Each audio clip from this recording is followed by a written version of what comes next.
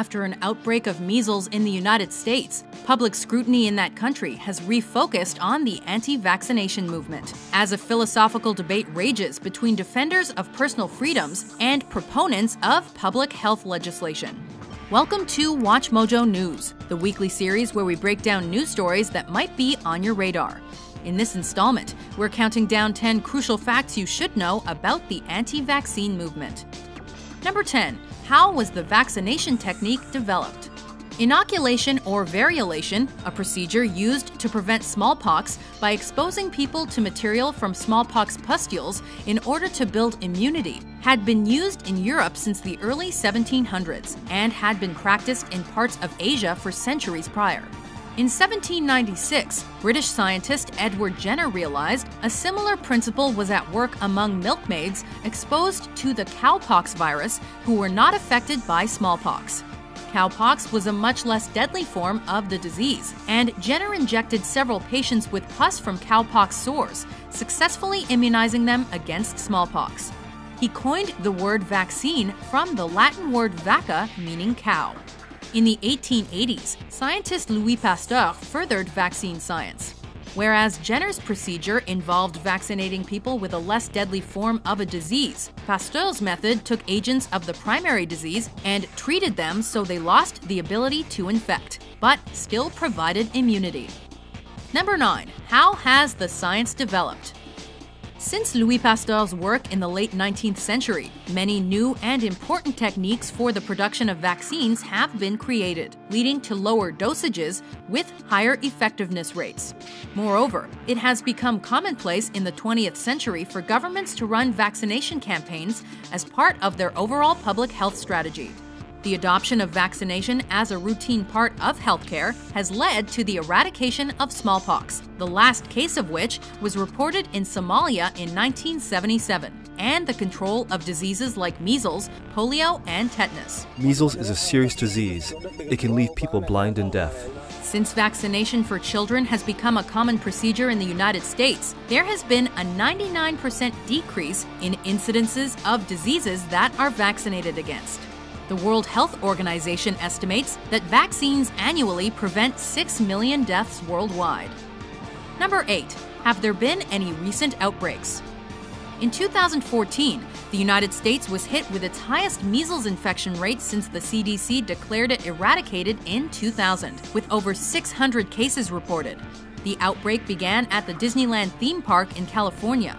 Places like amusement parks, where large numbers of people are concentrated in a relatively small space, are ideal scenarios for the spread of infectious diseases. Moreover, the fact that people travel from all over North America to visit Disneyland has led to an especially geographically dispersed infection pattern. It has since spread to 17 states, as well as Mexico, and a handful of measles cases in Quebec, Canada were also linked to the Disneyland outbreak. Number 7. Why are outbreaks happening today?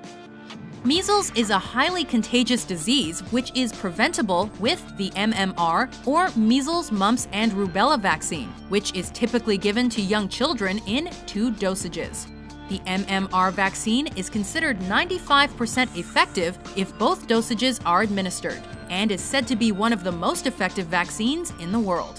That being said, in order for a population to be safe from viruses and bacteria, herd immunization is required. This occurs when a significant portion of the population is immunized, the theory being that those protected by the vaccine can then protect the weaker members of society by acting as a buffer between those infected and those without immunity. In recent times, there has been a breakdown of herd immunity as inoculation rates have decreased, leading to pockets of outbreaks in various countries. Number 6. Why are vaccination rates in decline? There have been anti-vaccination movements since the first government vaccination campaigns in the early 1800s. Edward Jenner himself was publicly ridiculed, as many thought it disgusting to inject oneself with material from a sick animal. The modern anti-vaxxer movement in the United States has gained momentum over roughly the last 10 years and traces its genesis to a 1998 medical journal article that linked vaccines to cases of autism. Supporters of this movement are wary of additives in vaccines like mercury, aluminum, and bovine serum, which they describe as toxins harmful to their children. The movement has been bolstered by endorsements from celebrities like Jenny McCarthy, who publicly claimed that vaccination caused her son's autism. Without a doubt in my mind, I believe vaccinations triggered Evan's autism. Her child's pediatrician, Dr. Jay Gordon, who has become something of a celebrity himself, made media appearances in support of McCarthy's anti-vaccine campaign. Number 5. What is the recent controversy surrounding vaccines? In 1998, Andrew Wakefield, a former British gastroenterologist, published a study in the renowned medical journal The Lancet, which linked the measles vaccination with the rise of autism. In his paper, he stated that it would be safer to provide the vaccine in 3 separate doses as opposed to 1 single dose.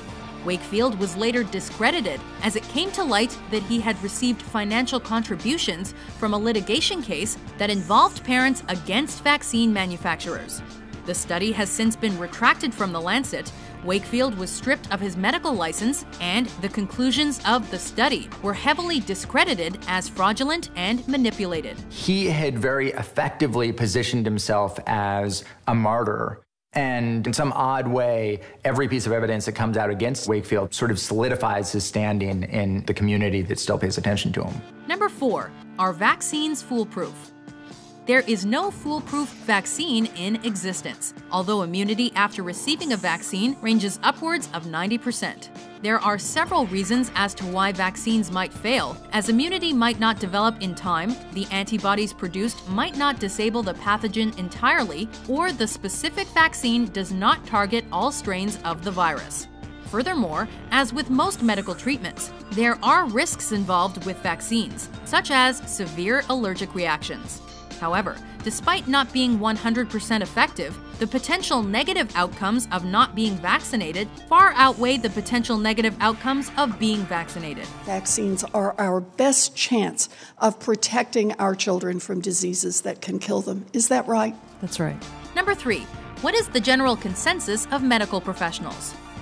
The pro-vaccine movement comprises the scientific community of doctors, scientists, and pharmacists, as well as many parents. As previously mentioned, herd immunization is required to stop the spread of diseases, and many parents worry that their children will inadvertently become exposed to sick children who are not immunized.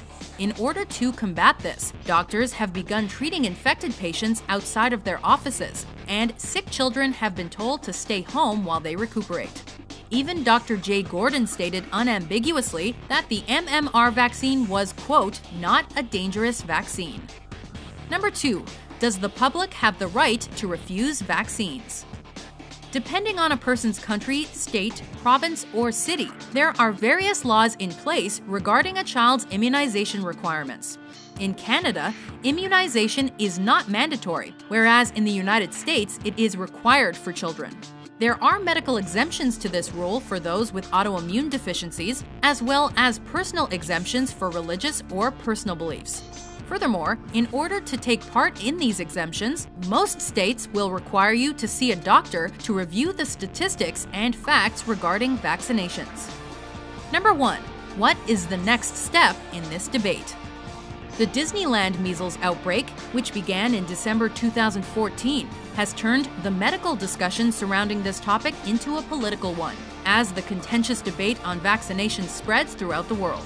As leaders from different parties take a stand, either anti or pro-vaccination, new cases of the potentially deadly disease are surfacing every day. In this dispute, it's critically important to become informed on the topic, whatever your opinion. Of course, as in most health-related situations, it is always wise to seek the advice of a trained medical professional rather than rely on sensational media reports or the anecdotal evidence of people without medical training. Medical experts agree that the only true way to protect the majority of people at risk from measles infection is to maintain herd immunity among the population, and that requires most people to be vaccinated against the disease. Did these facts surprise you? To vote for which news story is covered next, head over to watchmojo.com/suggest and be sure to hit that subscribe button for more newsworthy top 10s published every week.